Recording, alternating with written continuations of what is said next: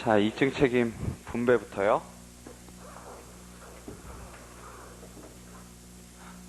식곤증이 밀려오시죠. 근데 왜 이렇게 적어 보이죠?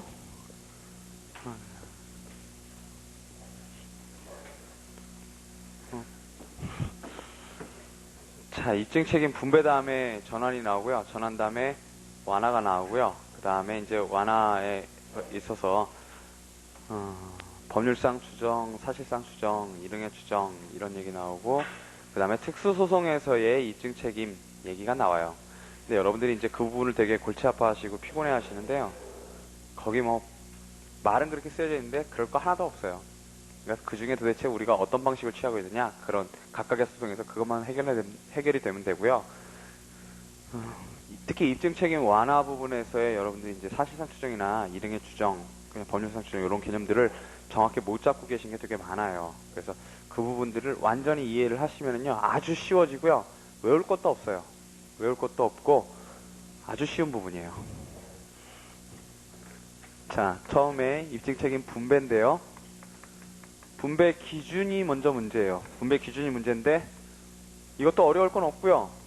여러분들 지금까지 많이 들으셨던 것처럼 결국 우리 통설 판례는요, 법률 요건을 가지고 분류를 하는 법률 요건 분류설을 취하고 있고요. 다른 말로 규범설이라고 하는데요. 당연히 규범 가지고 나누는 거니까 규범설이라고 하는 거예요. 그러니까 결국 법률 요건 분류설은 원고는 이제 소극적 확인의 소가 아닌 다음에야 자기 권리가 몸담고 있는 규정이 있단 말이죠. 자기가 권리 근거 규정이라고 하는 거예요. 권리 근거 규정의 요건 사실들을 자기에게 유리하기 때문에 주장 입증해야 되는 거고, 피고 같은 경우는 원고 청구를 기각시키기 위해서 항변에 대해서 원칙적으로요, 항변 사실이 몸담고 있는 반대 규정들의 요건 사실들을 주장 입증해야 되는 거고요. 그 다음에 이제 소송 요건 같은 경우도 사실은 직권조사 사항하고 항변 사항하고 입증 책임이 어떻게 되는지 우리 전에 얘기했었어요. 그렇죠? 자, 직권조사 사항 같은 경우는 당연히 원칙적으로 소송 요건 사실은 없으면은 부존재하면, 즉 흠결이면 원고가 소각과 판결을 받게 되는 거니까 원고 청구가 인용되기 위해서는 원고가 그것을 주장 입증해야 될 책임을 지게 되는 거고요. 그 다음에 주장 책임은 아니죠. 뭐 입증해야 될 책임을 지는 거고요. 그 다음에 항변 사항인 것들에 대해서는 당연히 항변을 해야만 하는 거니까 그 사실들에서 입증 책임도 역시 피고가 부담하게 되고요. 자, 법률 요건 분류설은요, 한마디로 말하면 자기에게 유리한 법규의 요건 사실에 대해서는 입증 책임을 진다.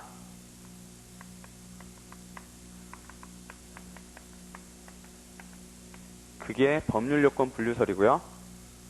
뭐 이거 이제 이시훈 선생님 증명 책임이라는 말로 바꾸셨지만요, 다른 교수님들은 아직도 그냥 입증 책임이라는 말 그냥 그대로 쓰세요. 그러니까 입증 책임이라고 답안지에 쓰셔도 별 문제는 없어요. 입증 책임이라고 쓰시든 증명 책임이라고 쓰시든 괜찮아요. 자, 근데 이제 이게 문제는 뭐냐면 결국 현대형 소송이에요. 현대형 소송에서 결국 민법 750조 때문에 불공평해지는 결과를 낳게 된다는 거고요. 특히 민법 750조죠. 요게 문제가 되는 거고요. 자, 이 법률 요건 분류설의 이러한 문제점 때문에 이 분배 기준 자체를 아예 바꿔버리려고 하는 견해들이 이제 우리나라에는 없고요. 외국에 있어요. 외국에 있는데 그게 하나는 위험 영역설이고요. 또 하나는 증거 거리설이에요. 그러니까 위험 영역설은 뭐냐면 그 위험 영역에 있는 사실들에 대해서는 그 위험 영역을 지배하고 있는 사람이 입증 책임을 져라 하는 게 이게 위험 영역이고요. 위험 영역설이고요. 즉 뭐냐면 사실상, 법률상 지배 가능한 생활 영역, 그게 위험 영역이에요.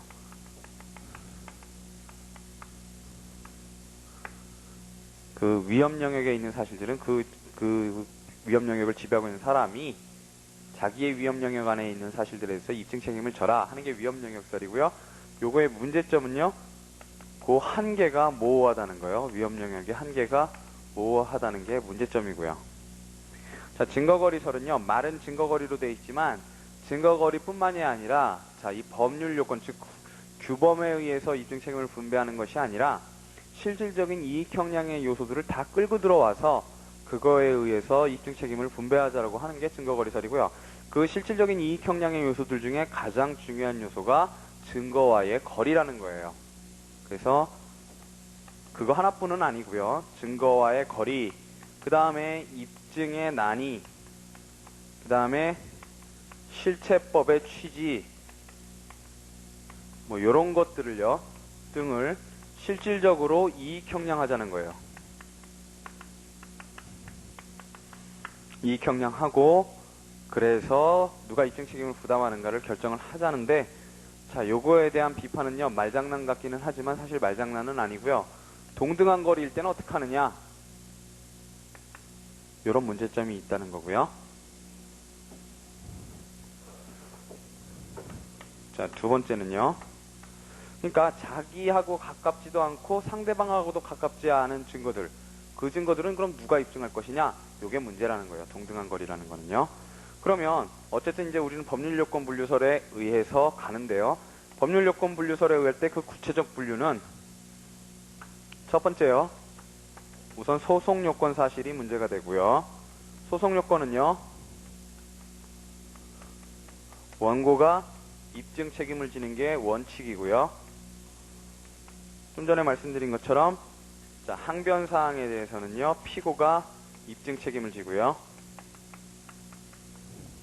그 다음에 두 번째로 본안에 있어서는요, 첫 번째로 권리의 존재를 주장하는 사람은 당연히 권리 근거 규정의 요건 사실을 입증하게 되고요. 즉 다른 말로 권리 발생 사실이라고 그랬었죠. 그 다음에 권리의 존재를 다투는 자가 있죠.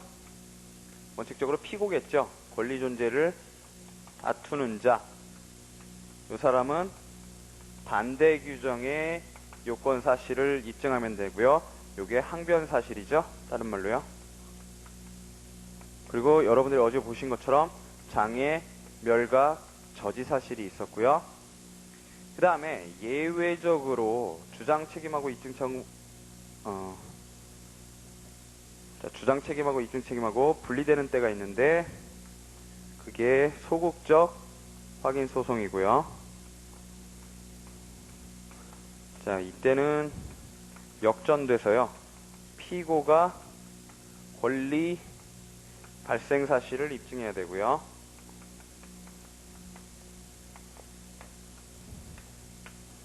자, 이렇게 되는 게 자, 입증 책임의 분배 문제고요. 저 말고는요 별로 다른 게 없어요. 자, 그 다음에는요 입증 책임의 전환이에요. 입증 책임의 전환이요. 저게 분배 문제고요. 이제 전환 문제를 보시면은요, 전환이라는 거는요 개념 본질적으로 입법이라는 요소를 본질적인 요소로 해요. 자, 그래서 원칙적으로 입법에 의해서 입증 책임이 그 상대방에게 원칙 규정과는 다르게 넘어가는 경우, 그게 바로 입증 책임의 전환이고요. 자, 입법에 의한 경우는요, 예를 들어서 민법 750조에는요 피해자가 즉 원고 측에서 과실을 입증하라고 되어 있죠. 그런데요, 대표적인 예가 이거예요.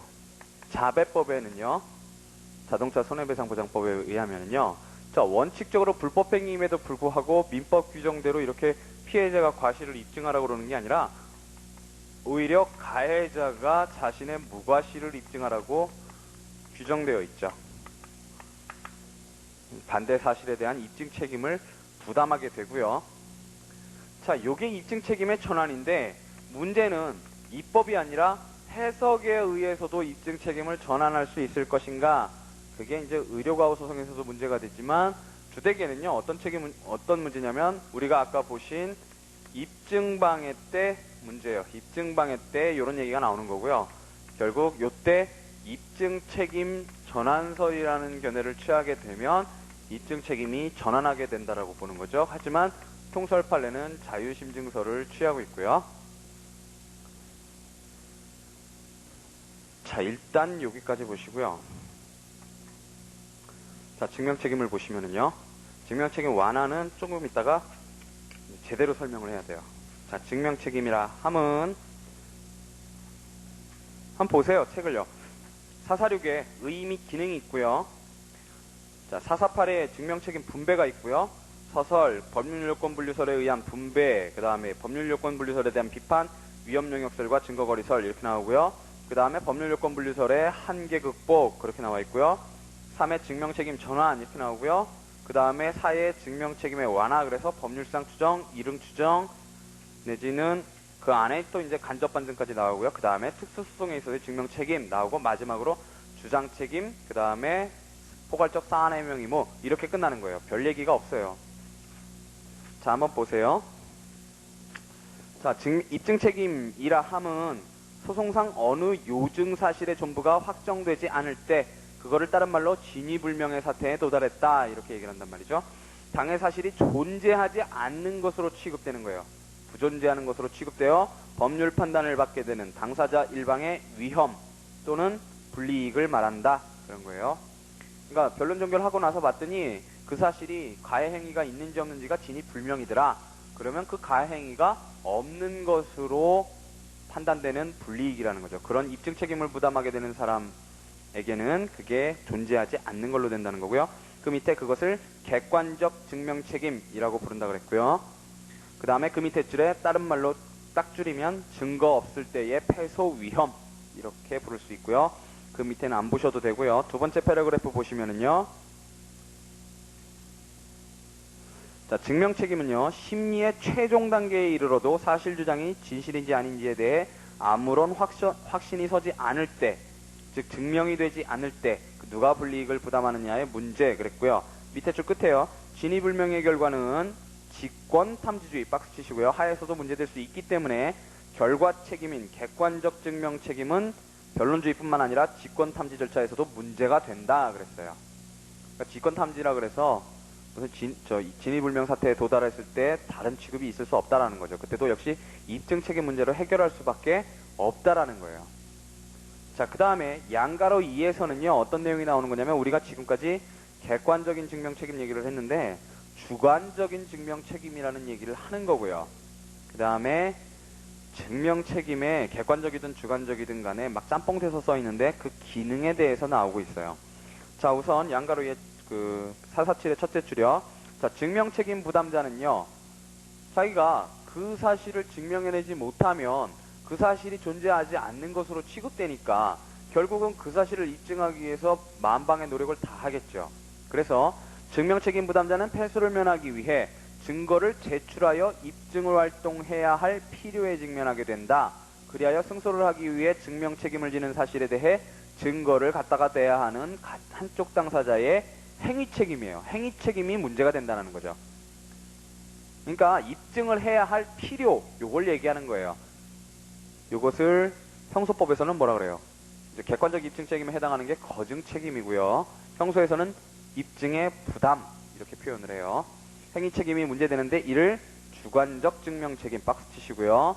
거기 증거 제출 책임 이렇게 나왔죠. 입증의 필요이라 한다 그랬고요. 밑에 줄에 끝에 보시면요. 주관적 증명 책임과 객관적 증명 책임이 어떻게 차이 나느냐 그런 게 나와요. 주관적 증명 책임은 심리의 개시 단계에서부터 문제가 되겠죠. 누가 증거를 갖다 대야 되느냐, 이런 게 누가 행위를 해야 되느냐 문제가 되는 거고요. 구체적으로 그 책임을 질 당사자가 심리 과정에서 바뀔 수도 있다 그랬고요. 변론주의의 산물이기 때문에 직탐에서는 적용이 없다 그랬어요. 왜요? 직권증거조사 하잖아요. 그죠? 그렇기 때문에 이렇게 얘기하는데, 사실은요 요 주관적 증명 책임에 대해서는 말이 많아요. 말이 많고요. 사실 이 개념상으로도 그렇고 이 독일법상이랑 미국법상이랑도 약간 차이가 있고, 그래서 이게 사실은 이시훈 선생님 책에는 막 짬뽕돼서 써 있거든요. 그래서 그냥 그렇구나 정도만 생각하시면 돼요. 그렇구나, 그런 이 생각도 가능하구나 이렇게 생각하시면 되고요. 그 다음에요, 거기서 뭐 구체적으로 책임을 질 당사자가 심리 과정에서 바뀐다라는 얘기는 그 아주 현실적인 문제를 얘기하는 거예요. 어제 우리가 이런 얘기를 했었잖아요. 확신을 가져오게 입증을 했더니 이만큼을 의심을 갖고 오게 깎아먹었더라. 이 부분을 깎아먹었더라. 그러면 자, 이만큼이 이루어졌을 때는 반대 당사자가 이만큼을 깎아먹기 위해서 노력을 해야 되는 거고요. 이만큼이 깎아먹어졌으면 다시 그 입증 책임 부담자는 이만큼을 되살리기 위해서 노력을 해야 된단 말이죠. 그런 걸 얘기를 하는 거예요. 뒤바뀐다라는 게. 현실적인 필요성이 뒤바뀐다라는 거고요.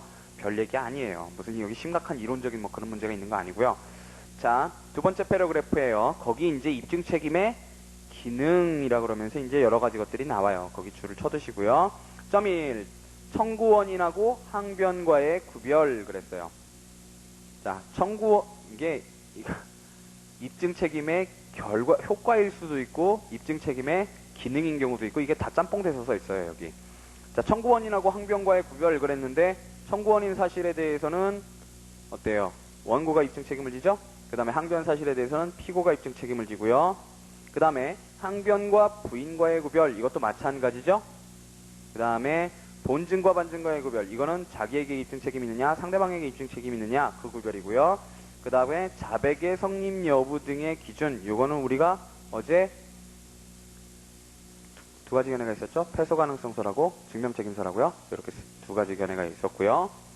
그 다음에 5번에요. 증거를 대지 못하는 경우에 누구에게 입증 청구할 것인가 성명권 행사의 지침 이것도 입증 책임 부담자한테 성명을 하면 된다라는 거고요. 당신이 아쉬우니까 당신이 증명하시오 이런 거죠. 자, 그 밑에는 뭐 미국 얘기 나오고 그러는데 그건 모르셔도 되고요. 무시를 하시면 돼요. 그 다음에 3번에요. 이제 성질에 관한 얘기가 나와요. 자, 문제는요. 첫째 줄이 문제예요. 증명 책임에 관한 규정이 실체법에 속하는 것인가 소송법에 속하는 것인가 요게 문제가 된다라는 거고요. 자, 그 문제는요. 특히 이제 만약에 섭외 사건 같은 경우에요. 섭외 사건 같은 경우에 우리나라 법정에서 적용을 다루게 되면 우리나라 법정에서는 절차법에 대해서는 법정지법에 의해서 우리나라 법을 민사소송법을 적용하게 된단 말이죠. 하지만 그게 실체법 문제라면 그 사건에 적용될 준거법이 무엇일까를 결정하게 되고 그거에서 외국법이 될 수 있고 우리나라 법이 될 수 있단 말이죠. 그러니까 그런 경우에 바로 이 증명책임에 관한 규정이 그 실체법에 속한다 그러면 적용이 될 수도 있고 안 될 수도 있게 되는 거고요. 그 다음에 절차법에 소송법에 속한다 그러면 당연히 적용이 되게 되겠죠.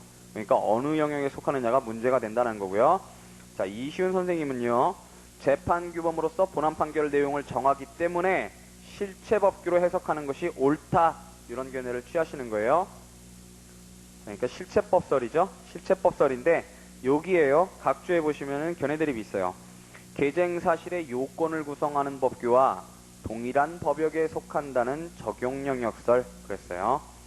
즉 개쟁사실의 요건을 구성하는 법규가 그게 소송법규라면 소송법 영역이고 즉 예를 들어서 소송요건 사실이라면 소송요법 영역이고 본안에 관한 문제라면 그게 실체법 영역에 있으니까 실체법 영역에 속한다. 이게 바로 적용영역설이고요. 여기 견해드립이 있는 거예요. 그렇게 뭐 중요한 문제는 아니에요. 자, 증명책임 분배가 나오죠. 첫 번째 서설에요. 첫째 줄에 요증사실의 진위 여부가 불명한 경우에 진위 불명이요. 당사자 중 누구에게 불이익을 돌릴 것인가 그 문제라는 거고요. 중간에는 쭉 안 읽으셔도 되고요. 밑에서 다섯째 줄에요. 증명책임 분배를 법규의 구조에서 찾아야 한다는 법률요건 분류설 내지는 규범설이 통설 판례 그랬고요. 증명책임은 사실주장의 진위 여부가 불명한 경우에 법 적용에 관한 문제니까 법규의 구조에서 찾는 게 맞다라는 거예요. 원칙적으로. 법 적용에 관한 문제이기 때문에 법 자체에서 찾자는 거죠. 법규 구조 자체에서 찾자는 거예요. 이게 논 거고요. 자, 그랬을 때 법률요건 분류설에 기한 분배가 어떻게 되느냐 구체적 분배가 나오는데요. 첫째 줄에요. 규범설은 각 당사자는 자기에게 유리한 법규의 요건 사실 자기에게 유리한 법규의 요건 사실 박스 치셔야죠. 이 단어는 까먹으시면 안 되고요. 존부에 대해 증명 책임을 지는 것으로 분배시킨다. 따라서 소송 요건의 존부는 원고에게 증명 책임이 돌아간다 그랬는데 거기 직조사항하고 항변사항하고 나눠야겠죠. 항변사항은 피고가 입증 책임을 부담하고요. 그 다음에 밑에 줄에 때문이다 다음에 슬래시를 그시면 그 다음부터 본안 문제 이렇게 나오죠. 본안 문제에 대해서 이제 나오는 거예요. 첫 번째, 권리의 존재를 주장하는 사람은 요증사실 중에서 권리 근거 규정의 요건 사실 박스 치시고요. 권리 근거 규정의 요건 사실에 대해 증명 책임을 진다. 권리 발생 사실, 넓은 의미의 청구 원인 사실 그랬고요. 그 밑에 얘가 나오는 거예요. 얘는 줄 치시지 말고 보세요. 매매계약에 기한 권리를 주장하는 사람은 매매계약 성립의 요건 사실에 대하여 증명 책임이 있다 그랬죠. 자, 매매계약 규정을 보면 민법 563조에 뭐라고 되어 있어요? 재산권 이전 청구권과 대금 지급 청구권이 쌍무관계를 이루고 있죠. 그래서 두 권리의 권리 근거 규정이 바로 민법 563조란 말이죠. 그래서 매매기에서 대금 지급 청구를 하면 그 권리 근거 규정이 민법 563조예요. 자, 그래서 요건 사실에 대해서 증명 책임이 있다 그랬고요. 그 이상으로 매매계약이 불공정한 법률 행위에 해당하지 않는다든가 계약 해제된 바 없었다든가 이런 반대 사실까지는 당연히 증명 책임이 없다는 거고요. 제가 어제 뭐라 그랬어요? 성립 요건 사실이라 그랬죠? 사실은요. 권리 근거 규정의 요건 사실이 유효 요건에 해당하는 사실 전부를 끌어다 놓는 게 아니라 성립 요건에 해당하는 사실만 들이대면 된단 말이죠. 자, 그래서 그 밑에가 유효 요건에 저촉된다는 그런 얘기는 할 필요 없다는 거고, 그거는 권리 장애 사실로서 그건 피고가 들이대야 될 것들이죠. 자, 그래서 반가로 2번에요. 권리의 존재를 다투는 상대방은요, 요증 사실 중에 반대 규정의 요건 사실 박스 치시고요. 반대 사실, 항변 사실에 대해 증명 책임을 진다 그랬고요. 그게 종류가 나오죠. 권리장애 규정의 요건 사실, 즉 권리장애 사실, 이거 다 항변할 때 보신 거예요. 그 다음 나에는요, 권리 멸각 규정의 요건 사실, 권리 멸각 사실. 다에는요, 권리 저지 규정의 요건 사실, 권리 행사 저지 사실. 다 그 얘들도 앞에서 다 보신 거예요. 그죠? 가는 뭐 무효, 그 다음에 나는 취소, 해지 이런 거고요. 그 다음에 다는 동시행항변, 기한유예, 그 다음에 유치권 이런 거고요. 그 다음에 3번에는요, 뭐 별 얘기 아니고요. 둘째 줄에 권리 근거 규정과 권리 장애 규정과의 구별, 거기다 박스를 치시고요. 그거 어떻게 구별하느냐? 자, 뭐라 그랬어요? 성립 요건, 그 다음에 효력 발생을 저지하는 요건, 이렇게 된단 말이죠. 권리 장애 규정, 권리 근거 규정. 자, 그런데요, 둘째 그 줄 밑에요. 권리 장애 규정은 권리 근거 규정의 요건이 존재함에도 불구하고 예외적으로 권리 발생을 방해하는 사유에 대해 규정한 경우로서 권리 근거 규정과 권리 장애 규정의 관계는 원칙 규정과 예외 규정의 관계, 거기다 박스를 치시고요. 이다 그랬고요. 자, 각 줄을 보시면은요, 9번에 권리 근거 규정, 반대 규정 외에 보충 규정이라는 게 있는데 그것만으로 독자적인 효력이 발생하지 않는 규정이고, 법률행위에 있어서 별도로 주무관청 승인, 인가를 얻도록 한 규정이 그것인데 그 요건 사실은 그에 기한 권리 주장자에게 증명 책임이 있다 그랬어요. 이건 그냥 참고로 알아두시면 되고요.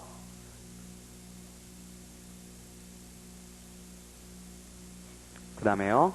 자, 4번에요. 이제 바뀌는 경우가 나오죠. 그래서 자, 둘째 줄에요. 원고가 권리 발생 사실에 대해 피고가 권리의 장멸저 사실에 대해, 즉 항변 사실에 대해 증명 책임을 지게 되는 것이 통례인데, 그러나 소극적 확인 소송 박스 치시고요. 에서는 밑에 줄에 통상의 경우와 달리 증명 책임이 역전된다 이렇게 돼 있어요. 거기만 줄을 쳐두시면 되고요. 그 다음에 450페이지 보시면요. 자, 법률 요건 분류설에 대한 다른 이견들이 나오는 거죠. 위험 영역설하고 증거거리설이 나오는데요. 양가로 1에 있는 게 위험 영역설이고 양가로 2에 있는 게 증거거리설이고요. 3번에는 이제 검토가 나오는 거예요. 그리고 이시훈 선생님의 수정법률 요건 분류설이라는 견해가 나오는 건데요. 자, 양가로 1의 두 번째 줄에 보시면은요. 실질적 근거, 즉 누구의 지배 영역에 속하느냐를 기준에 입각하여 분배해야 한다는 신설, 이렇게 쳐놓으시고요. 밑에 줄에 위험 영역설 박스요. 예컨대요. 줄은 치지 말고 보세요. 손배 사건에 있어서 손해 원인이 가해자의 위험 영역에서 발생한 경우에는 피해자가 아니라 가해자가 책임의 객관적 요건 및 주관적 요건의 부존재에 대해 증명 책임을 져야 한다. 이런 거고요. 자, 여기에 위험 영역이라 함은 그랬어요. 사실상 또는 법률상 지배 가능한 생활 영역을 가리킨다. 그랬고요. 자, 그 근거들은요. 밑에 줄 끝에요. 정의의 요청에 부합한다. 그 다음에 그 줄 끝에요. 책임 규정의 예방 목적은 달할 수 없음을 근거로 삼고 있다 그랬어요. 그러니까 이처럼 증명 책임 부담 안 하면은 불법행위 책임을 지는 사람이 계속 불법행위를 저지를 거기 때문에 책임 규정의 예방 목적은 달할 수 없다라는 거고요.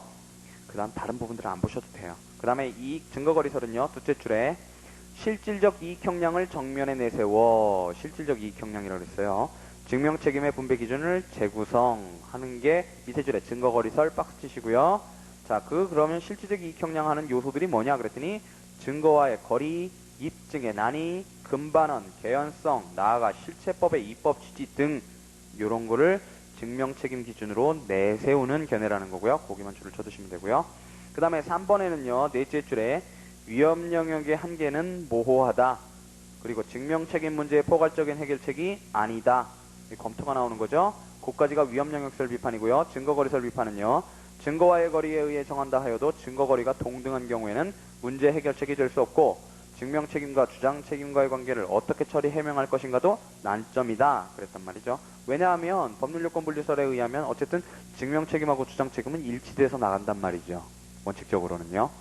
물론 예외는 있지만요. 근데 이제 이런 증거거리설이나 이런 걸 견해를 취하면 그게 완전히 달라져 버리잖아요. 그죠? 막 짬뽕이 되고 막 뒤섞이고 막 나뉘니까 그럴 때는 이게 문제가 된다는 거고요.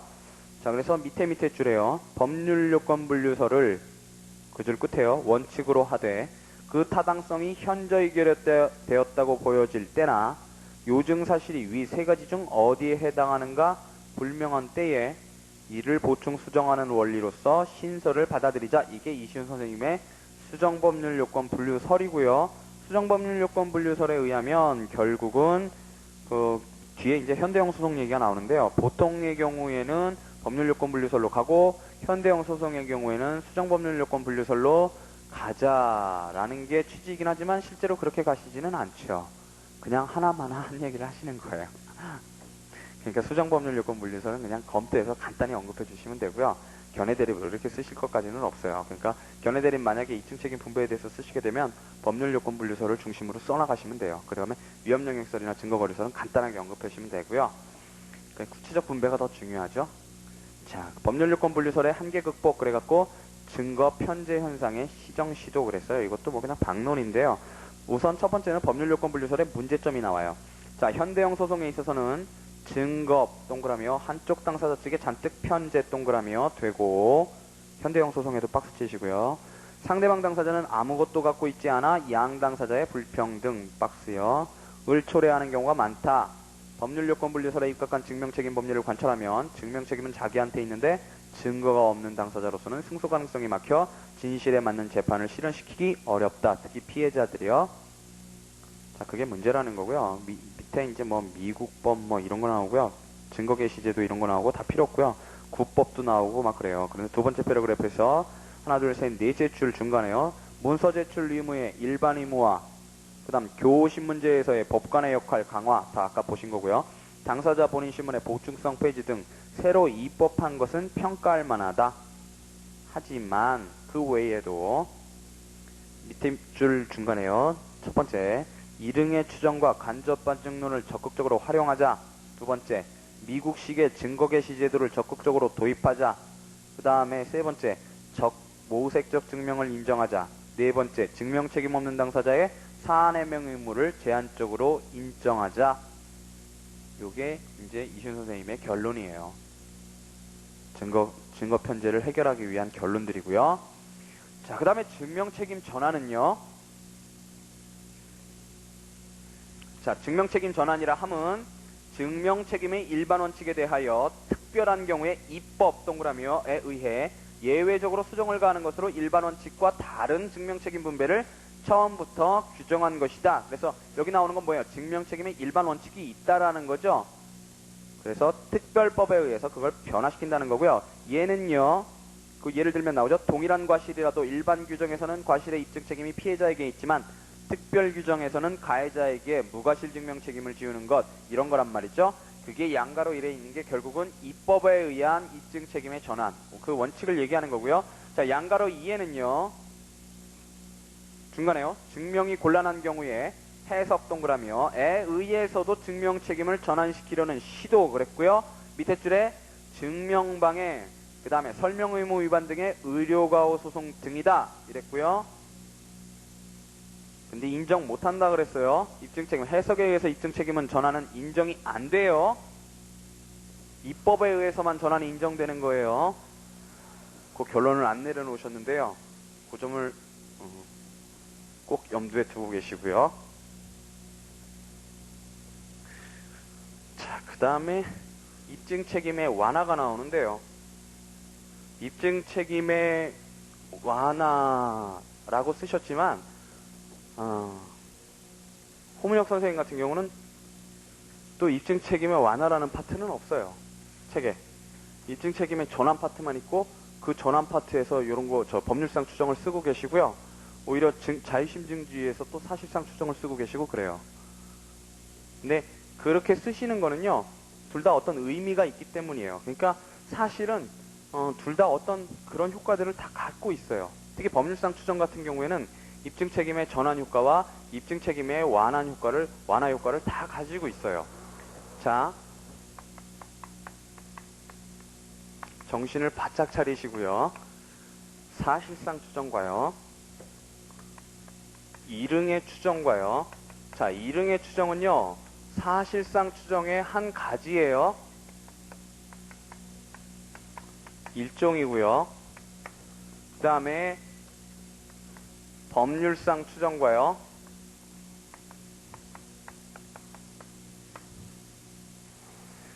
자, 이렇게 세 가지가 있는데요. 이 세 가지는요, 다 구조가 똑같아요. 구조가 다 똑같은데요. 잠을 깨셔야 돼요. 제가 지금 졸리게 강의한다고 여러분까지 조시면 안 돼요. 지금 정신 바짝 차리시고 들으세요. 사실상 추정도요, 요런 구조를 갖고 있고요. 그 다음에 이릉의 추정도요, 요런 구조를 갖고 있고요. 그 다음에 법률상 추정도요, 요런 구조를 갖고 있어요. 자, 스몰 a는 다 간접 사실들이에요. 그리고 요거는 주요 사실이자 요건 사실이죠. 자, 우리가 입증해야 될 것들은 라지 a인데요. 자, 사실상 추정이든 이릉의 추정이든 법률상 추정이든 간에 전부 다 스몰 a라는 간접 사실이 입증이 되면 라지 a라는 주요 사실이 추정된다라는 구조를 가지고 있고요. 그 추정을 뭐에 의해서 하는가가 첫 번째 차이점이에요. 자, 스몰 a라는 사실이 있으면 라지 a라는 사실이 추정된다. 그런데 그게 보니까 보통 경험칙상 그렇더라. 보통의 경험칙이에요. 이거는 5, 60%의 확률이에요. 5, 60% 보통 그렇더라. 음주운전하면 제가 지금 차 사고를 냈는데 제가 음주운전을 했더라. 그러면 쟤 과실이 있겠네. 요 정도예요. 과실이 있겠네. 음주하고서 운전했다고? 그리고 알코올 농도가 이 정도 된다고? 이러면은 과실이 있겠네. 5, 60% 정도. 요거예요. 이릉의 추정은요, 고도의 경험칙에 의해서 라지 A, 주요 사실을 추인하는 거예요. 요거는요, 8, 90%의 확률을 갖는 거예요. 잘 달리던 차가 갑자기 인도에 뛰어들었다. 잘 달리고 있던 차가 중앙선을 침범해서 반대편에서 달려오던 차를 들이받았다. 이건 8, 90%의 과실이 있다라는 확률이 있는 거예요. 고도의 경험칙상 그러한 거예요. 그러면 얘는 더 이상 볼 것도 없어요. 더 이상 볼 것도 없이 이 A라는 사실은 완전히 추정돼서 마치 증명이 완전히 된 것 같은, 아까 뭐라고 했어요? 8, 90% 확률이 있으면 그렇게 된다 그랬죠? 고도의 개연성이요. 그렇기 때문에 얘는 완전히 입증이 된 것과 같은, 증명이 된 것과 같은 효과를 갖기 때문에 이렇게 추정된 상태를 뭐라고 부르느냐면 표현 증명이라고 불러요. 거의 증명된 것과 같다라고 해서 표현 증명이라고 부르고요. 자, 법률상 추정이라는 거는요, 왔다 갔다 해서 죄송해요. 저 비디오 조정하시더라고요. 자, 법률상 추정이라는 거는요, 이것도 역시 경험칙인데요. 무슨 경험칙이냐면 법규화된 경험칙이에요. 즉, 법 조문 속에 추정 규정이 아예 만들어져 있는 거예요. 그래서 법규화된 경험칙이고요. 이건 역시요, 이릉의 추정, 저 이릉의 추정도 사실상 추정이잖아요. 저 사실상 추정보다 더 강력한 거예요. 그래서 어떤 효과를 낳게 되느냐? 스몰 a가 입증이 되면 전후 점유사실, 전후 양시 점유사실이 입증이 되면 점유계속 사실은요, 입증이 필요가 없고 우리가 어제 본 것처럼 불료증 사실화돼요. 자, 불료증 사실화 되고요. 이거는 사실상 추정보다 더 강력한 거예요. 아예 불료증 사실화 돼버려요. 자, 그러면요. 자, 이런 사실상 추정이나 일행의 추정도 사실상 추정의 한 가지라 그랬어요. 법률상 추정이나 깨는 방식은 원래 똑같아요. 즉, 어떻게 깨냐 하면 이걸 깨든가 이걸 깨면 돼요. 이런 간접 사실이 부존재한다라고 입증을 하든가 이런 주요 사실이 존재하지 않는다고 입증을 하면 된단 말이죠. 그런데 우리가 다룰 때는 방점을 약간씩 다르게 두고 그 복멸 방법을 논해요. 그런데 원래는 똑같은 거예요. 근데 다 이제 약간씩 차이가 나는데 보세요. 자, 사실상 추정은요, 보통 어떻게 깨지느냐 하면 요거에 반대되는 사실 not A를 제출하면 돼요. 음주 안 했다. 보통 이렇게 깨져요. 음주 안 했다. 음주 안 했다. 이렇게 해서 깨지는 거를 생각을 해요. 요게 뭐냐 하면 직접 반증이에요.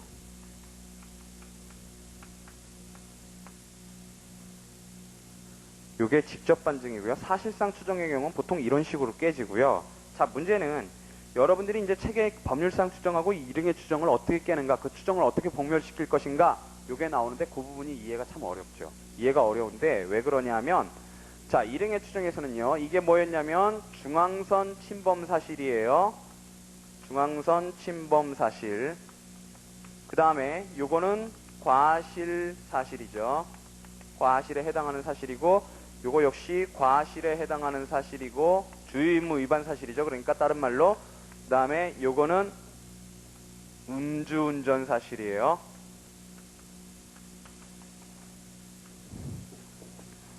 자, 우리가 일응의 추정이라는 걸 서술해 나갈 때는요, 책에서 보통 왜 이 부분에 대해서 깨는 걸 얘기를 안 한단 말이에요.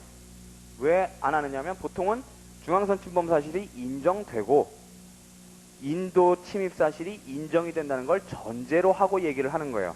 그럼 일단 이렇게 해서 추정이 이루어졌을 때 그러면 이 추정을 어떻게 깰 것인가? 요게 문제가 된단 말이죠. 자, 요거 갖고 깨는 게 불가능해요. 그리고 이건 거의 증명된 거나 진배가 없단 말이죠. 그러면 과실이 없다라는 사실을 증명해야 될 텐데 그걸 어떻게 증명하냔 말이에요. 요 단계에서도 불가능하고 요 단계에서도 불가능해요. 그래서 우리는 어떤 사실을 제출함으로써 이 추정을 복멸시킬 수가 있냐 하면 요거와 요거를 맞습니다 하고 요거와 양립 가능한 B라는 별개의 사실을 제출함으로써 요 추정을 복멸시키게 되는데 요거를 뭐라 그러냐 하면 간접 반증이라고 그러는 거예요. 즉 B는 뭐냐면요, 뒷차가 밀었다.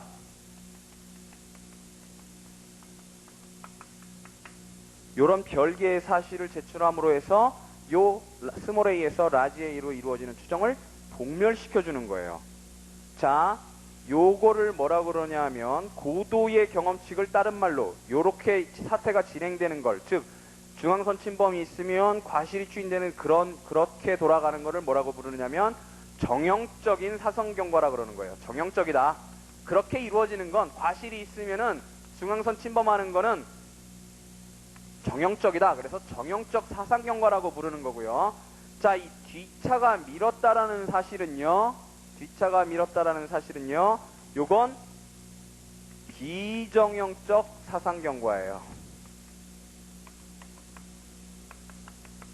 비정형적 사상 경과고 다른 말로 특단의 사정이에요. 특단의 사정을 제출함으로써 깨는데 이게 바로 이런 증명활동을 간접반증이라고 하는 거예요. 간접반증이고요. 자, 여러분들이 보시면 아시겠지만 간접반증은요, 요 스몰 a와 b는 둘 다 양립 가능하죠. 양립 가능하고 항변의 구조를 갖죠. 얘가 이 본증에 대해서는요,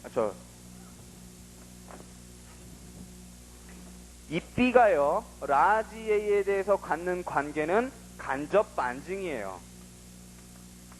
즉, 저 과실에 대해서는 원래 원고한테 입증 책임이 그대로 남아있단 말이죠. 하지만 이 스몰 a와 스몰 b의 관계는 어때요? 요거는 항변 구조를 갖는단 말이에요. 그렇기 때문에 요 간접 사실에 대해서는 요걸 본증이라고 하는 거예요. 입증 책임이 자신에게 있다라고 얘기를 하는 거예요. 이게 만약에 준주요 사실설이라면, 우리가 법규기준설에 의해서 얘기를 하고 있지만 준주요 사실설에 의하면 당연히 이게 주요 사실들이 되겠죠. 준주요 사실이요. 그리고 이건 당연히 이게 본증이 될 거란 말이에요. 그렇지만 이거 우리는 법규기준설을 기본으로 하고 이게 설명이 되는 거예요. 자, 이게 이릉의 추정과 그걸 복렬시키기 위한 간접 반증이고요. 그 다음에요, 법률상 추정의 경우는요, 전후 양시의 점유한 사실을 깰 수도 있겠죠.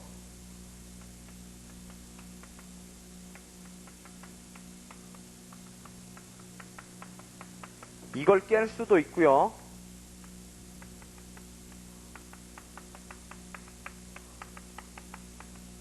그러니까 요 시점과 요 시점에서 점유했다라는 사실을 깰 수 있어요. 깰 수 있는데 일단 이 추정이 이루어지고 나면, 즉 이것이 진실이라는 걸 전제로 하면 요걸 못 깬단 말이죠. 요걸 못 깨면 어떻게 되느냐?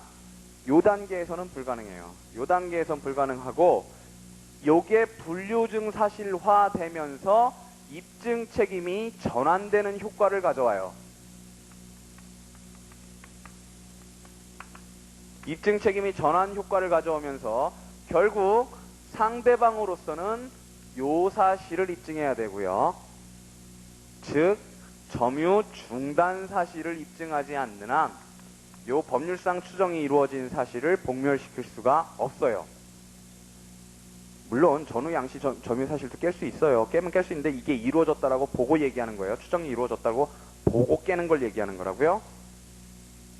자, 그러면요, 요거에 대한 증거, 즉 점유 중단 사실에 대한 증거를 뭐라고 부르느냐면, 이게 A에 대해서 not 라지 A는 반대 사실이란 말이죠. 그래서 요거에 대한 증거를 반대 사실의 증거라고 하는 거예요.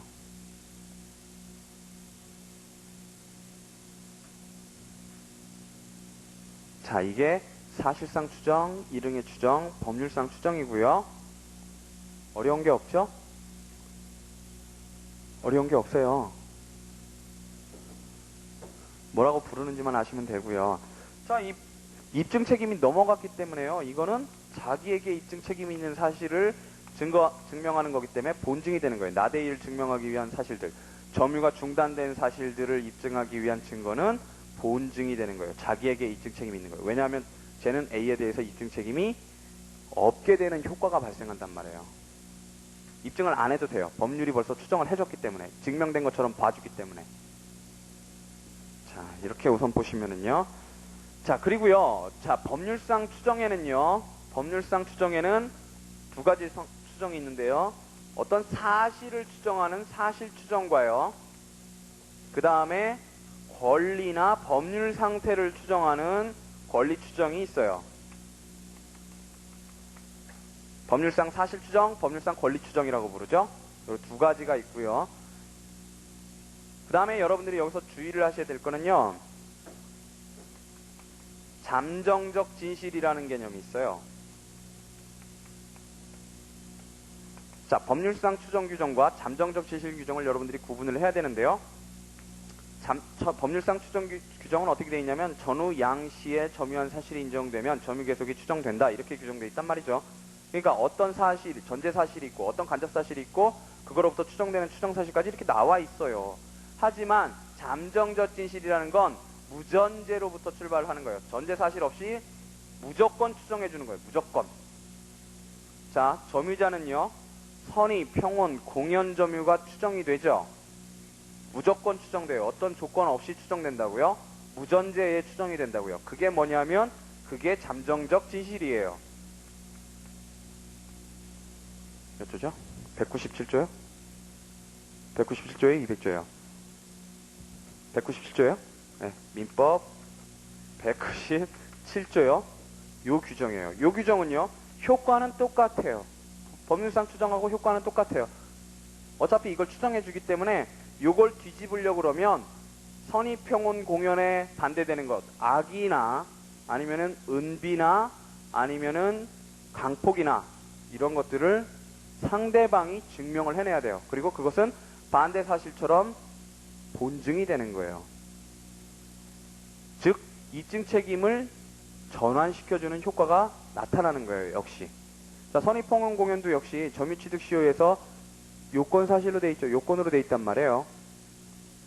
그럴 때 등기부 취득시효에서도 그렇고요. 그 다음에 동산점유취득시효에서도 그렇고, 그런 것들이 있을 때 잠정적 진실 규정에 의해서 입증 책임이 전환되는 효과가 나타나는 거예요. 요거는 법률상 추정하고 차이는 전제가 있느냐 없느냐, 전제 사실이 있느냐 없느냐, 요 차이가 있는 거예요. 한번 책으로 보세요.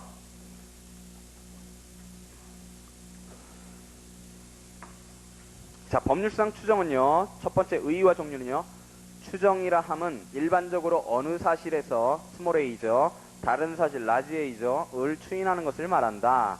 추정에는 사실상 추정, 법률상 추정이 있는데, 자, 사실상 추정은요, 일반 경험, 즉 박스요, 을 적용하여 행하는 추정이고요. 법률상 추정은요, 이미 법규화된 경험, 즉 박스 치시고요. 즉 추정 규정을 적용하여 행하는 추정이다 그랬고요. 전자는요, 반증 동그라미 번복되고요. 후자는요, 반대 사실 증명 있어야 번복된다는 거예요. 자, 우선 법률상의 추정 종류는요, 사실 추정과 권리 추정으로 나뉘는데요. 자, 사실 추정은 자, A 갑사실이 있을 때는 을사실이 있는 것으로 추정한다고 규정된 경우가 법률상 사실 추정이고요. 부의 친생자 추정, 점유계속 추정 이런 게 예고요. 밑에 줄에요. 법률상 권리 추정이라고 있는데 그거는 갑사실이 있을 때는 을 권리가 있는 것 내지는 을 법률 상태가 있는 것으로 추정된다. 이게 법률상의 권리 추정이고요. 밑에 줄에 부부재산의 공유 추정, 점유자 권리의 적법 추정 이런 게 법률상 권리 추정이라는 거예요. 권리라고 하지만 법률 상태까지 포함하는 거예요. 권리나 법률 상태에 추정되는 거고요. 자, 효과는요. 자, 추정 규정이 있는 경우에도 증명 책임이 있는 사람은 원래요. 자, 뭐냐면 라지 A를 증명할 수도 있으나 보통은 그보다도 증명이 쉬운 스몰 a를 증명함으로써 이에 가름하게 된다. 증명 주제의 선택. 여기에 바로 이증 책임이 완화되는 측면을 얘기하는 거예요. 즉 나는 스몰 a를 증명해도 되고 라지 a를 증명해도 되고 마음껏 선택할 수 있기 때문에 이증 책임이 완화된다라는 측면에서 여기 서술되는 거예요. 그래서요, 맨 밑에 줄에 보시면요, 이러한 의미에서 추정 규정은 입증 책임을 완화 박스 치시고요 시키는 것이며, 추정되는 것은 증명하지 않아도 되는 불료증 사실 박스요, 라지 A는 불료증 사실이 돼요. 자, 이에 대해서요, 복멸은 어떻게 이루어지냐면요, 상대방으로서는 라지 A가 부존재한다는 것을 증명함으로써 추정을 번복할 수 있는데, 상대방이 라지 A의 부존재에 대해 증명을 진다는 의미에서는 증명 책임이 전환 박스 치시고요 되는 것이다. 자, 법률상 추정은요, 입증 책임의 완화뿐만이 아니라 입증 책임 전환 효과까지 전부 가지고 있어요. 자, 그 다음에요, 밑에 세 줄 내려가시면요, 추정을 번복하기 위해 세우는 증거는 본증 동그라미요, 반대 사실의 증거이고 반증이 아니다 그랬고요.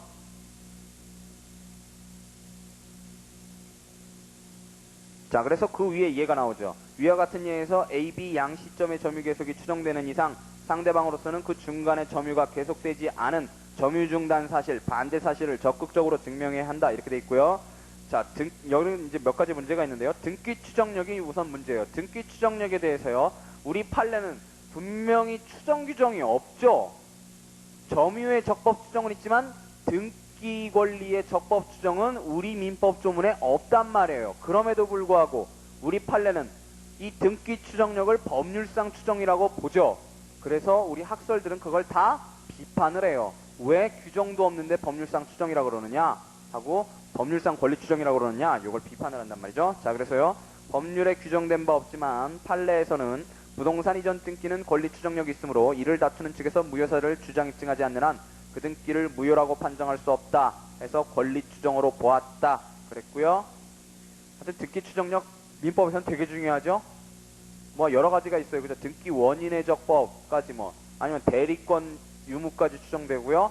그 다음에 그 권리 추정까지, 그러니까 그 권리를 결국은 적법하게 보유하고 있다라는 게 다 추정되는 거죠. 그래서 맨 밑에서 둘째 줄에요. 명문상의 추정 규정도 없는 법제에서 이런 강력한 법률상 추정력의 인정이 타당한가는 의문이다. 그랬어요. 자, 그 다음에요. 유사적 추정 요게 나오는데요. 여기서 제일 중요한 건 잠정적 진실이에요. 자, 법조문에 추정이라는 말을 사용했지만 모두가 엄격한 의미의 법률상 추정은 아니고 이런 것들을 유사 추정이라고 한다. 사이비 추정이라고 한다. 그거예요. 의사 추정이요. 첫 번째 잠정적 진실은요. 전제 사실로부터 일정한 사실을 추정하는, 즉 스몰 a로부터 라지 a를 추정하는 진정한 법률상 추정과 달리 스몰 a가 없는, 전제 사실이 없는 무전제의 추정을 잠정적 진실이라고 한다. 그랬고요. 민법 197조 1항 점유자는 덮어놓고 소유의사, 편의, 평온, 공연의 점유가 추정된다라는 거죠. 전제 사실 없이요.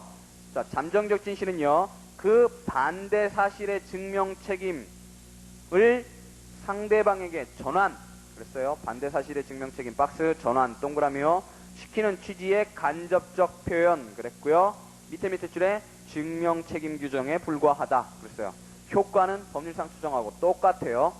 그 다음요. 의사 추정이라는 게 있는데 그건 뭐냐면 구체적인 사실로부터 사람의 내심의 의사를 추정하는 게 아니고 법규가 무조건 의사표시의 내용을 추정하는 것이에요. 요거는 끝에요. 법률행위의 해석 규정이다. 그런 거예요. 법률행위의 해석 규정. 예를 보시면 알아요. 기한은 채무자의 이익을 위한 것으로 추정한다. 이렇게 했단 말이죠. 자, 그래서 이거는 결국 법률행위의 해석 규정에 불과하다는 거고요. 그 다음에 증거법칙적 추정. 그거는 첫째 줄 끝에요. 문서의 진정의 추정이 그것이다 그랬고요. 요거는 실체법상 법률효과와 달리 소송상의 법정 증거법칙이다 그랬어요. 자, 요게 유사적 추정. 법률에서 추정이라는 말을 쓰고 있다 그래서 전부 법률상 추정이 아니에요. 자, 그 다음에요. 이릉의 추정 또는 표현 증명 이렇게 나와요.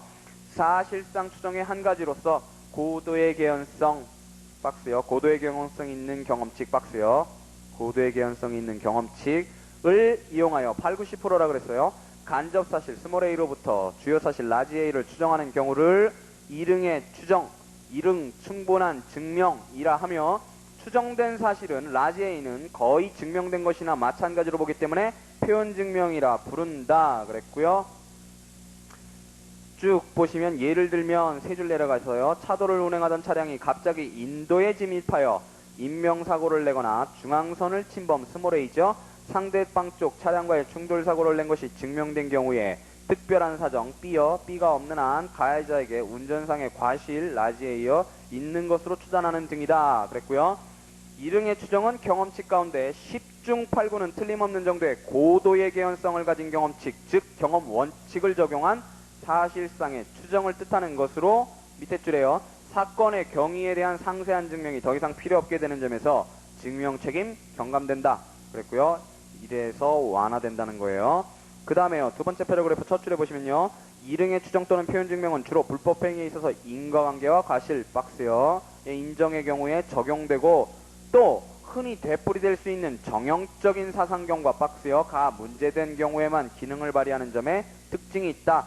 정형적 사상경과라 함은 문자 그대로 전형적인 사태 추이로서 구체적 사실의 입증이 없어도 그 사실 자체로서 일정한 원인 행위의 과실 라지 a죠. 또는 결과와의 인과관계 라지 a를 시사하는 사태이다 그랬어요. 자, 우리 판례는요. 점이에요. 버스의 뒷바퀴로 16세 소녀의 허벅다리를 낙과하였다면 특단의 사정이 없는 한 현장에서 즉사했거나 중상을 입었을 것이라는 경험칙상 추정 그랬고요. 점 3에도요. 첫째 줄에 쭉 보시면 이릉 나오죠. 이릉 밑에 줄에 추정 나왔고요. 점 4에도요. 둘째 줄에 이릉 그 줄 끝에요. 추정 나왔죠. 점 5에도요. 셋째 줄에요. 특별한 사정이 없는 한 추정 나왔고요.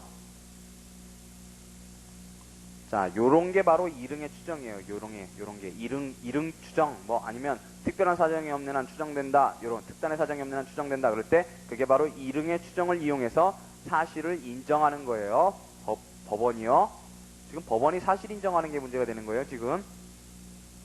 자, 그런데 이제 간접 반증이 나오죠. 이릉의 추정을 어떻게 복멸시킬 것인가? 그게 간접 반증에 의해서 이루어진다는 거예요. 첫 번째 의의는요. 간접 반증이라 함은 상대방의 요증 사실 라지에이에 대하여 이릉의 추정이 생긴 경우에 직접적이 아니라 박스여 그 추정에 전제되는 간접 사실 스몰 a와 양립되는 별개의 간접 사실 b를 증명하여 이릉의 추정을 방해하기 위한 증명 활동을 말한다. 반증자에게 증명 책임이 있는 간접 사실 b여 반증자에게 증명 책임이 있다 그랬죠. 의해 행하는 반증이기도 하다 그랬고요. 예를 들면은 줄을 치지 마시고 보세요. 차도를 달리던 자동차가 인도에 진입한 사실 스몰 a가 중앙선 침범 사실 스몰 a가 확정되면 그것만으로 운전자의 과실 라지 a에 대하여 이릉의 추정이 생겨 더 이상 증명이 필요 없다. 그러나 그 다음 피고 측이 인도의 진입 사실이나 중앙선 침범의 사실 스몰 a죠. 받아들이면서 뒤에 다른 차량에 의한 충격 b죠.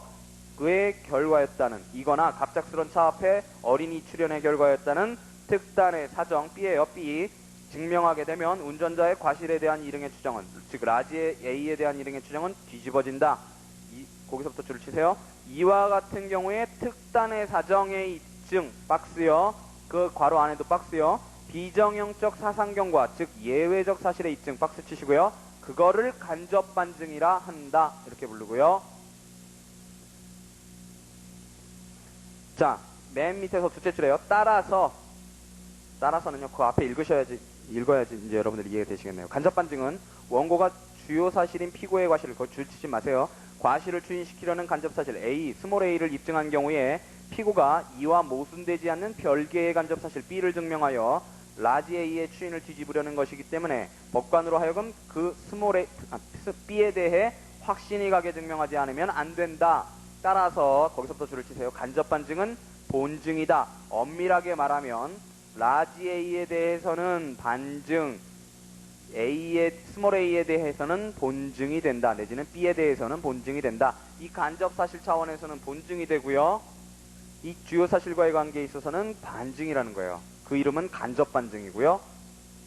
자, 기능과 응용 그렇게 나와요. 자, 이제 간접 반증 이론을 우리가 많이 응용을 한단 말이죠. 이제는 이게 아주 보편화되어 있어요. 자, 첫째 줄에요. 공해소송, 의료과오소송, 제조물 책임소송, 현대용 소송이죠. 인과관계 박스요. 증명이 곤란한 소송이 증대함에 비추어. 밑에 줄에요. 간접 반증 이론을 응용하려 하고 있다. 그랬어요. 그래서 거기 괄호 안에 혈연상의 친자관계 증명은 간접 증명에 의할 수밖에 없다. 이랬고요. 넘어가시면요. 즉, 이 같은 소송에 있어서는 인과관계 전 과정을 피해자인 원고에게 증명하도록 요구하는 것은 형평의 관념에 반하는 것이므로 그 과정의 일부를 피고의 간접 반증의 대상으로 해야 한다. 그랬는데요. 자, 이 이릉의 추정 이론이요. 내지는 이릉의 추정과 간접 반증 이론이 발전을 하게 돼요. 발전을 하게 되는데 지금 우리가 본 것처럼 결국은 요런 거였단 말이죠. 스몰 a와 b, 그 다음에 스몰 a와 라지 a, b 이랬단 말이죠. 이런 게 이릉의 추정과 간접 반증인데 요거를 좀 더 발전시키게 되면 어떻게 되느냐면 요런 간접 사실 단계에서 어떤 사실들은 네가 어떤 사실들은 네가 이렇게 입증 책임을 간접 사실 단계에서 분배를 시켜주게 되는 걸로 발전을 하게 되는 거예요. 그게 바로 간접 반증 이론의 응용이 되는 거예요. 자, 그래서 한번 보세요. 줄을 치지 마시고 한번 보세요. 예를 들면 공장 폐수에 의해 피해를 입은 경우에 인과관계 연쇄를 크게 유해한 원인 물질의 배출, 원인 물질의 피해 물건의 도달 및 손해 발생, 기업에서 생성 유출된 원인 물질이 손해 발생의 결정적인가 여부 등 세 가지 간접 사실로 대변하는데 1, 2에 대해서는 원고가 증명을 해서 증명이 성공하면 인과관계를 이릉 추정을 하고 3에 대해서는 피고 측의 간접 반증의 대상으로 해서 그 부존재의 증명이 성공하면 인과관계에 관한 이릉의 추정에서 벗어나게 하는 것이다. 이랬단 말이죠. 이렇게 간접 사실 단계에서 분배를 가져오게 돼요. 자, 이러한 간접 반증 이론은 법률 요건 분류설에 입각한 것으로 증명곤란한 주요 사실의 증명을 위하여 간접 사실에 대해 증명 부담을 양당사자에게 분담시켜 증명 책임제도의 공평한 운영을 기하려는 것이다. 그랬어요. 자, 비판은요. 자, 우리가요, 이게 법률 요건 분리설이라고 그러지만 사실은 이게 법규 기준설에 입각해서 우리가 얘기하고 있죠? 과실이나 우리 인과관계 지금 주요 사실이라고 그랬잖아요. 그거에 해당하는 사실을요. 과실에 해당하는 사실 이걸 주요 사실이라고 이걸 간접 사실로 했잖아요. 이게 법률 요건 분리설이에요? 이거 법규 기준설 내용이잖아요. 그죠? 이시훈 선생님이 여기서 법규 기준설하고 법률 요건 분리설하고 단어를 막 그렇게 혼동하고 계세요. 지금. 원래 맥이 상통하긴 하는데 그걸 혼동하고 계신다고요. 그래서 자, 준주요 사실에서 이시훈 선생님 견해에 의하면 이게 너무나도 당연한 일이 된단 말이에요. 간접반증 이론이라는 거 하는 게 사실은 너무나, 왜냐하면 이게 주요 사실이니까요. 저거는 그냥 법적 평가에 불과하잖아요. 결국은 공방의 목표는 이게 되는 거죠. 이게 준주요 사실이 된단 말이에요. 이게 항변이 되는 거고요. 항변 사실이 되는 거고요. 자, 그래서 이게 비판이 나오는 거예요. 자, 첫째 줄에요. 법률 요건 분류설이 아니고 법규 기준설이죠. 법규 기준설을 부정하는 소수설의 입장으로부터 비판이 있다. 즉, 간접반증 이론은 증명책임 전환을 인정하지 않으려는 도구 개념이나 이에 의할 때 실질적으로 증명책임이 상대방에게 전환되는 것과 같은 결과가 생긴다 그랬고요. 자, 거기 보시면 그 얘기가 나오죠. 줄은 치지 마시고요. 간접반증의 증명주제인 간접사실은 주로 과실, 정당한 사유, 인과관계 등 불특정 개념, 일반 조항을 구성하는 구체적 사실인데 근자에 여기서부터 줄을 치시면 돼요. 이 구체적 사실 자체를 준주요 사실 박스요로 보는 경향이 있으므로 피고의 간접사실의 증명은 결국 항변사실의 입증이나 마찬가지가 된다. 내가 볼 땐 너무나 당연한 걸 가지고 니네는 왜 그런 특이한 이론을 만들어내냐 이런 거예요. 그러나 이 이론을 따라도 주요 사실에 관한 증명 책임은 큰 변동이 없고 다만 간접사실 차원에서 원피고 간의 증명부담의 공평화를 시도한 것에 그친다라고 이렇게 간접반증 이론을 평가를 하시는 거예요. 이해되시죠?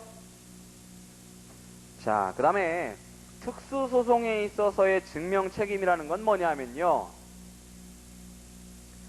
제가요, 현대형 소송에서, 결국 특수소송이 현대형 소송인데요. 현대형 소송에서 그런 피해자의 입증곤란을 해결하기 위해서 4가지 방법이 있다고 그랬어요. 입증책임 분배에서부터 완전히 다르게 분배하는 방식, 위험영역설이나 증거거래설이요. 두 번째로 입증책임 전환을 인정해주는 방식. 그 다음에 세 번째로 입증책임의 완화, 사실상 추정이나 일행의 추정이나 법률상 추정을 활용하는 방식. 그 다음에 네 번째는 증명도를 경감하는 방식. 그리고 우리가 상당한 개연성설을 봤었고요. 자, 상당한 개연성설도요. 제가 아까 뭐라 그랬냐면 원칙은 출발점은 증명도 경감으로부터 출발을 했지만 개연성설이요. 결국은 어디에 도달하냐면 여기에 도달을 하게 돼요. 우리 간접반증 이론의 응용이라고 하는 점으로 결국은 발전을 하게 돼요. 논리가. 그래서 요 4가지 방식 중에 어느 방식을 채택하고 있는가를 확인하려고 요 파트에 지금 쓰고 있는 거예요. 한번 보세요. 첫 번째 공해소송이에요.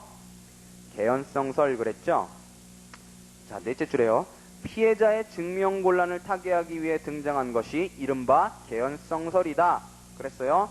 그리고 지금 여기에 크게 두 파트로 나뉘어 써져 있는데요. 뭐냐면 옛날 7이다 1774 판례와요. 80년대 8일다 58 판례가 넣어져 있어요. 그건 무슨 얘기냐면 옛날에 70년대에서 개연성설을 뜻하는 것 같은 어떤 얘기를 했단 말이죠. 근데 그게 증명도 경감하려고 한 건지 아니면은 간접반증 이론처럼 어떤 간접사실들의 입증 책임을 분배하려고 한 건지 그게 명확하지가 않았다라는 거예요. 하지만 그게 80년대에 와서는 명확해졌다라는 거예요. 그러니까 어떤 방식으로 지금 피해자를 구제해 주려고 하는 건지가 명확해졌다라는 그런 취지로 써져 있는 거예요. 보세요. 자, 이러한 개연성설은 줄은 치지 말고 보세요. 화력발전소로 인한 과수의 산출 감소로 인한 손해배상 사건. 거기만 줄을 쳐놓으시고요. 7이다 1774에서 받아들였는 바 줄은 치지 말고요. 여기에서 뭐라 그랬냐면요. 공해로 인한 불법행위에 있어서의 인과관계에 관하여 가해행위와 손해와해 사이에 인과관계가 존재하는 상당 정도의 가능성 박스 치시고요. 있다는 입증을 하면 되고 가해자는 이에 대한 반증을 한 경우에만 인과관계를 부정할 수 있다고 판시했다. 자, 보세요. 그 밑에 줄에 이러한 개연성설은 증명책임 전환까지 간 건 아니죠. 발전시킨 것이 아니면 틀림없으나 이게 초기 단계 판례이니까 보세요. 원고의 인과관계 증명도를 낮춘 증명도 경감인지 아니면 일응의 추정 내지는 간접반증 이론을 바탕으로 한 피해자와 가해자 간의 증명책임 분담인지가 분명치 않았다라는 거예요. 그래서 밑에 줄에 뭐라고 나와요? 이 판례에 큰 무게를 들 것은 못 된다 그랬죠. 그죠? 거기까지는 그러니까 무시하셔도 돼요. 그 다음에 그 이후에요. 이제 이 사건이죠. 이 사건은 줄을 치세요. 진해화학 폐수가 김양식장을 망쳤다고 해낸 손해배상 사건. 이 제목도 기억을 해두시고요. 8.1-58 판결에서 뭐라 그랬느냐. 가해기업이 배출한 어떤 유해한 원인 물질이 피해 물질에 도달하여 손해가 발생했다면 가해자 측에서 그 무해함을 입증하지 못하는 한 책임을 면할 수 없다고 판시함으로써 드디어 뭐요? 이릉의 추정 내지는 간접 반증 이론에 입각한 피해자와 가해자의 증명책임 분담임이 분명해졌다. 자, 우리 판례는요, 공해소송에 있어서는요, 개연성설을 취하고 있는데 그 개연성설의 실질적인 내용이 봤더니 간접 반증 이론의 응용이더라. 이게 결론이에요. 그러면 의료가호 소송에서는 그럼 우리 판례가 어떻게 해결하고 있는가? 그 다음 거를 보자는 거예요. 자, 첫째 줄에요. 의료가호 소송에 있어서도 피해자의 입증곤란 사태에 직면하여 어떻게 처리할 것인가가 문제가 된다 그랬고요. 자, 그 밑에 줄에 독일은요, 증명책임을 전환시키는 방식을 취하고 있어요. 그쵸? 써있죠? 독일은 증명책임, 아니, 참고로 하세요. 독일은 증명책임 전환시켜 이렇게 돼 있잖아요. 근데 우리나라는 어떻게 되느냐? 두 번째, 458페이지 넷째 줄 끝에요. 우리 판례는 아직 의사의 증명책임을 전환시키는 방식은 안 하고요. 이릉의 추정이론 박스 치시고요. 으로 증명책임 완화 박스 치시고요. 요 방식 택해요. 시키려는 태도로 보인다. 즉 판례는 보세요. 난관을 묶는 수술을 받은 사람이 다시 임신했다면 시술상의 잘못 이외의 다른 원인으로 볼 만한 특별한 사정 박스요. 없다면 그 원인은 의사의 시술상 잘못이라고 일단 사실상 추정, 이름 추정이죠. 하고 사고 발생이 그 과실에 기인한 것이 아니는 반대 사실 증명 이렇게 돼 있어요. 해야 한다 그랬고요. 밑에 판례도요. 다 읽지 마시고요. 둘째 줄에요. 특별한 사정이 없는 한 밑에 줄에요. 인과관계를 인정함이 상당하다 그랬고요. 그 다음 세 번째 사건은요. 그 세 번째 사건은 뭐냐면 교감신경절제 수술을 받은 후에 환자가 사망한 사건이에요. 거기서는 하나, 둘, 셋, 넷, 다섯 줄을 내려가시면은요. 그 결과와 사이에 다른 원인이 게재될 수 없다는 점을 증명한 경우 의사가 의료상의 과실이 아님을 증명하지 못하는 한 그 끝에요. 인과관계가 추정된다. 즉요. 결론은 뭐냐면 맨 끝에 두 줄이 결론이에요. 과실과 인과관계에 관련된 사실 세 가지 중 쉬운 것 두 가지는 환자 측이, 어렵고 전문적인 것 한 가지는 의사 측이 증명 책임을 지는 분담이다. 자, 의료과호 소송에서 우리나라는 뭘 취하고 있다고요? 입증 책임 완화하는 방식 취하고 있다고요? 독일은요? 입증 책임 전환 방식을 채택하고 있다고요? 그 얘기하고 싶은 거예요. 어렵지 않죠? 자, 그 다음에 제조물 책임 소송에서는 그럼 우리가 어떤 방식을 취하고 있는가? 그랬더니요. 맨 밑에 줄에요. 제조물 책임법은 끝 페이지에요. 옆 페이지에요. 증명 책임을 전환 박스요. 전환시켰어요. 우리 제조물 책임법이 증명 책임을 전환시키는 입법을 했어요. 그 전에요. 그 시행 전에 우리 판례가 나왔었는데 그 판례도 참 주목할 만한 판례였다. 이렇게 쓰시는 거예요. 뒤에. 자, 대법 98-15934로서 뭐라고 되냐면 내구 연한이 5년인데도 1년 지나갖고 TV가 폭발한 사건이에요. 그랬더니 뭐라고 그랬냐면 제조업자 측에서 제품 결함 아닌 다른 원인에 의해 사고가 발생한 것임을 증명하지 못하는 한 사회통념상 기대되는 합리적 안전성을 갖추지 못한 제품 결함으로 인하여 사고가 발생하였다고 추정된다. 무슨 방식이요? 무슨 방식이요? 입증책임 완화 방식이요? 이릉의 추정 이론을 이용한 입증책임 완화 방식을 우리 판례가 세법 시행 전에 사용하고 있다가, 그죠? 세법은 입증책임 전환이라는 강력한 방식을 채택했단 말이죠. 그죠? 자, 문제는 이거예요. 항상 입증책임 분배에서부터 바꿀 거냐, 전환시킬 거냐, 완화시킬 거냐, 증명도 경감시킬 거냐, 어떤 방식을 채택할 거냐, 요 문제 중에 우리 특수소송에서는 어떤 방식을 우리 판례가 택하고 있는가, 우리 입법자들이 어떤 방식을 택하고 있는가, 결국 요게 문제고요. 그렇다면 이 내용이 별게 아니죠? 자, 그 다음에 주장책임은요. 자, 주장책임은 여러분들 보셨죠? 변론주의에서요. 사실의 주장책임, 그게 주장책임이에요. 자, 셋째 줄에요. 변론주의 하에서는 당사자는 주요 사실을 주장하지 않으면 유리한 법률 효과의 발생이 인정되지 않을 위험 또는 불이익을 부담하게 되는데, 아까는 입증을 안 하면 입증 책임진다 그랬고요. 이건 주장을 안 하면 주장 책임진다는 거예요. 똑같은 얘기예요. 이와 같은 당사자 일방 위험 또는 불이익을 객관적 주장 책임이라 한다. 주장 없을 때 패소유형, 입증 없을 때 패소유형. 똑같죠? 그리고요, 두 줄 내려가시면요. 주장 책임은 증명 책임에 그것에 대응하여 주관적 주장 책임과 객관적 주장 책임으로 나누어지지만 흔히 주장 책임이라 할 때는 객관적 주장 책임만 가리킨다. 그랬고요. 양가로 2번에요. 주장 책임은 변론주의 하에만 특유. 그렇겠죠? 사실의 직권탐지니까요. 직권탐지주의는요. 증명 책임은요. 직권탐지주의 하에서도 생기는 문제 구별하는 거죠. 다르다는 거예요. 하지만요. 그 패러그래프 맨 마지막 줄에요. 주장 책임 문제는 논리적 시간적으로 증명 책임에 선행하는 관계에 있다. 그죠? 왜냐하면 사실을 주장해야 증명을 하든지 말든지 뭐 다툼이 있든지 말든지 할 거 아니에요. 그쵸? 일어나세요. 자, 어느 당사자가 주장 책임을 지는 것을 정한 것을 주장 책임 분배라고 하고요. 자, 이것은요, 원칙은요, 증명 책임 분배하고 일치해요. 증명 책임지는 사람이 그 사실에 대해서 입증 책임지는 사람이 주장 책임도 져요. 그쵸? 그러면 보세요. 잠정적 진실의 경우에는 어때요? 주장할 필요도 없어요. 선의평온공연이라는 게 요건으로 되어 있지만 소유의 의사가 요건으로 되는 거지만 주장 안 해도 괜찮아요.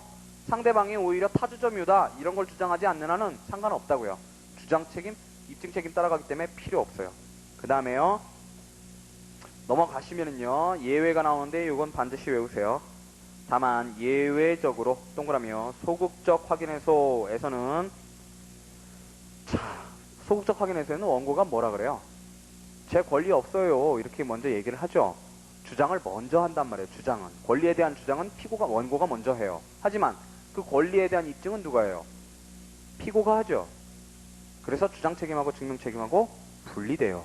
따라가는 게 원칙인데 분리돼요. 그래서 부존재로 주장된 권리관계의 주장 책임은 원고가, 그 권리관계의 증명 책임은 피고가 진다 그랬고요. 또 한 가지요. 주장 책임과 증명 책임이 일치하지 않는 경우로 민법 135조의 무권대리인 책임. 자, 뭐라고 되어 있냐면요. 원고가 무권대리인에게 이행 책임을 묻죠. 그런데 그러면은 그 주장, 입증, 대리권이 없다는 사실을 주장하는 건 원고가 주장을 하겠죠. 그런데 그 135조 법조문을 가만히 뜯어보면 뭐라고 되어 있냐면 대리인이 자신의 대리권을 증명하지 못하는 한 이렇게 되어 있단 말이죠. 그럼 무슨 얘기예요? 대리인이 대리권을 증명해야 된다는 얘기란 말이죠. 그래서 또 입증 책임하고 주장 책임하고 분리가 되는 거고요. 그 다음에요. 동법 397조 2항의 금전 채무 불이행으로 인한 손해배상 이것도요. 자, 손해 주장만 하면 되죠. 원고가 주장만 하면 돼요. 나 손해 있다고. 입증 안 해도 돼요. 금전 채무의 경우에는요. 이자니까요. 그죠? 이자에 해당하는 거니까요. 하지만 결국 피고가 그 손해가 없다라는 사실을 입증해야만 하겠죠. 금전 채무 불이행의 경우에요. 그렇게 주장 책임하고 입증 책임이 분리가 된다라는 거고요. 자, 해명 의무까지 보고 쉬세요.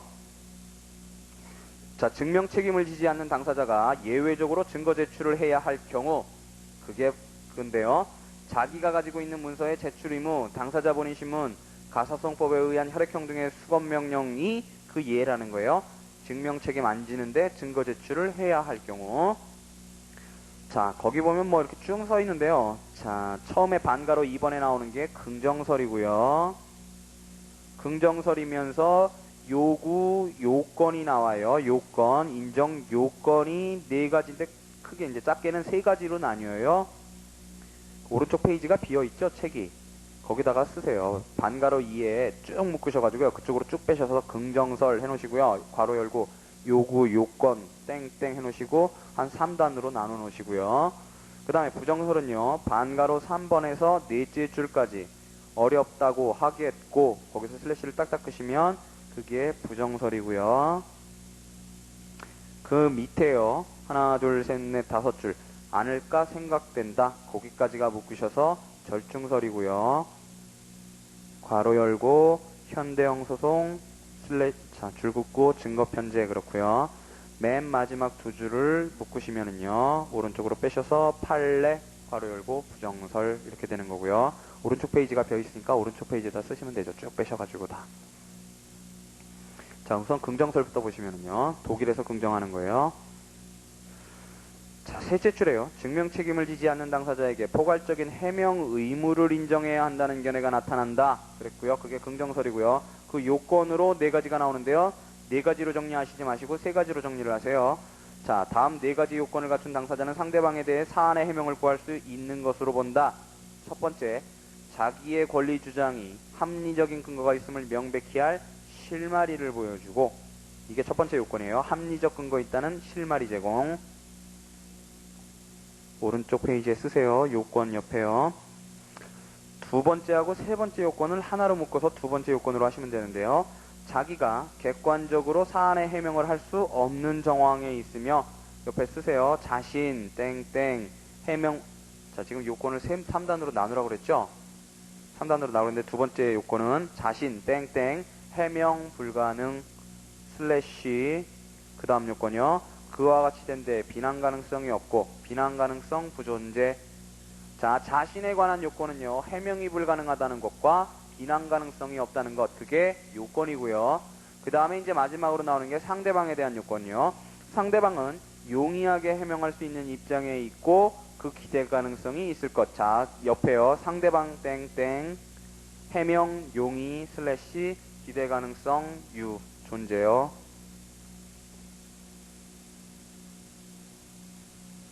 자, 그러니까 오른쪽 페이지에 이렇게 쓰시라고요. 긍정설 이렇게 묶으셔서 빼셨잖아요.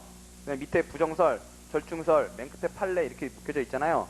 긍정설 그래갖고 쫙 오른쪽 페이지로 쓰시면 긍정설 그러고서 여기서 요건 해놓고요. 이렇게 3단으로 나누셨잖아요. 그러면 첫 번째 요건이 합리적 근거 있다는 실마리 제공 이거고요. 두 번째 요건이 자신, 세 번째 요건이 상대방이란 말이에요. 이게 대꾸를 이루고 있단 말이에요. 자신은 뭐예요? 해명 불가능. 그 다음에 슬래시 긋고 그렇게 된데 비난 가능성 없고, 상대방은 그에 대해서 해명 용의 슬래시 거기 자신에 대해서는 비난 가능성 없다 그랬는데 여기는 기대 가능성 존재. 이렇게 대꾸를 이루고 있단 말이에요. 요건을 이렇게 세 개로 하시라고요. 세 개로. 그럼 외우시기가 쉽잖아요. 그죠? 자신하고 상대방 이렇게. 자, 부정설은요. 반가로 3의 첫째 줄에요. 그러나 증명 책임 없는 당사자에게 포괄적인 해명의 의무를 부과시키면 증명 책임을 지는 당사자의 증거 제출 책임을 부정하는 결과가 된다. 대립 당사자 구조에 반하는 결과가 되어 문제가 되고, 의무라면 어느 범위까지 인정할 것인가 등 어려운 문제가 있다. 따라서 일반적인 해명 의무를 인정하기는 어렵다. 거기까지가 부정설이고요. 이신 선생님은 마치 이렇게 절충설 쓰듯이 쓰셨는데 거기가 부정설이에요. 다만 그 앞에서 슬래시 그시면요. 다만부터 절충설이에요. 구체적인 사안에 당하여 민소법 규정을 유추 적용하여 해명 의무의 개별적인 긍정, 공해, 환경 등등등 현대형 소송 박스여 증거 동그라미 당사자 한쪽에 편제 동그라미여 되어 양당사자의 불평등이 생겼을 때 그 시정 방안으로 해명 의무의 제한적인 긍정은 고려될 수 있지 않을까 생각된다. 즉 뭐요? 옆에 절충설이요. 현대형 소송 증거 편제 이렇게 쓰시라고요. 그 다음에 우리 판례는요. 맨 밑에서 둘째 줄이요. 우리 판례도 증거자료의 접근이 훨씬 용이한 당사자가 상대방의 증명활동에 협력하지 않는다고 하여 신의칙에 위배되는 것이라 할 수 없다. 아까 보신 거죠? 판례 부정설이요.